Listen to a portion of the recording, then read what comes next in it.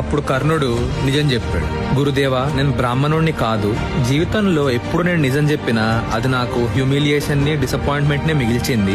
ఒకవేళ నేను బ్రాహ్మణుణ్ణి కాదు, ఒక రథం తోలే అతని కొడుకుని, సూతపుత్రుడిని అని చెప్తే నేను మళ్ళీ డిసప్పాయింట్ అయి తిరిగి వెళ్లేవాడిని అని అన్నాడు.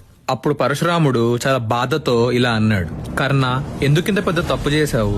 నువ్వు వచ్చిన రోజే నీ బాధ చెప్పుంటే, నీ హ్యూమిలియేషన్ గురించి చెప్పుంటే, నిన్ను నాకు తెలిసిన టీచర్స్ లో బెస్ట్ టీచర్ దగ్గర పంపించేవాడిని ట్రైనింగ్ కోసం.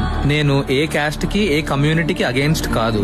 నేను కొన్ని రీజన్స్ వల్ల జస్ట్ బ్రాహ్మణులకే ట్రైనింగ్ ఇస్తాను అని చెప్పి ప్రామిస్ చేసుకున్నాను. సో ఇప్పుడు నువ్వు తప్పు చేసావు కాబట్టి ఇది గుర్తుపెట్టుకో.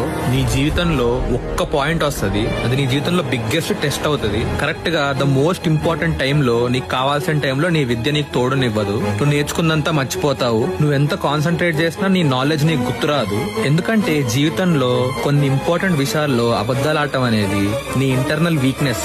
సో ప్రపంచంలో ఎట్లాంటి ఎడ్యుకేషన్ అయినా ఇట్లాంటి వీక్నెస్ కి బెనిఫిట్స్ ఇవ్వదు. ఎలాంటి ఎడ్యుకేషన్ అయినా ఒక అబద్ధంతో స్టార్ట్ చేసినా, అబద్ధంతో కంటిన్యూ చేసినా, టెంపరీగా నీకు ఆ బెనిఫిట్స్ ఉన్నా పర్మనెంట్ గా బెనిఫిట్స్ నీకు రావు. సో ఇప్పుడు నేను నీకు చెప్పింది ఒక శాపంలా కంటే కూడా ట్రూత్ ఆఫ్ లైఫ్ లా గుర్తుపెట్టుకో అని అన్నాడు. అప్పుడు కర్ణుడు ఇలా అన్నాడు. గురుదేవా, దేవుడు ఏ క్యాస్ట్ ని గాని, రిలీజియన్ గాని దృష్టిలో పెట్టుకొని పార్షాలిటీ గాని, డిస్క్రిమినేషన్ గాని చేయడనే విషయం రియలైజ్ అవ్వలేకపోయాను. మిమ్మల్ని కూడా మామూలు మనుషులాగే అంచనా వేశాను. తప్పు నాదే.